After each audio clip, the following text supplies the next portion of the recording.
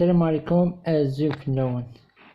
اليوم جيت نحكي على المراهق الجزائري، طفل صغير قتل على يد الشرطة الفرنسية بفرنسا.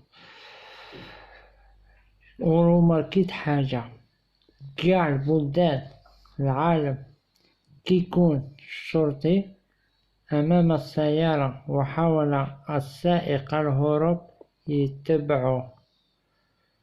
عاودوا الفيديو مليح، هما كانوا قدام يتحاوروا معاه، هو كيهرب ما تبعوه ما داروا، خاطر داروا جريمة تاعو وخلاوه، تيراو عليه وخلاوه. وهذاك الطفل المسكين بالوجع طلق الفولة والطونوبيل تمشي ما على بالهاش كيف وين طارت هاد الطونوبيل.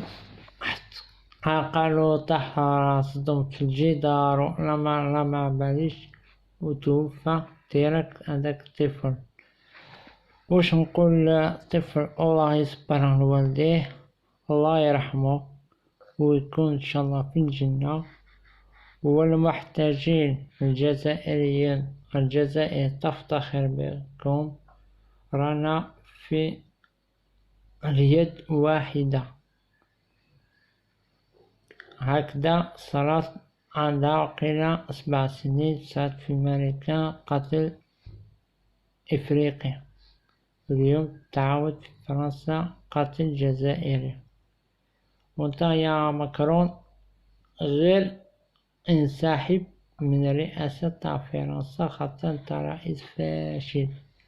مادام حكومة ديالك تمنت الجزائر، غير ما تقولش بلي الجزائريين يسكتوا، الجزائريين على يد واحدة.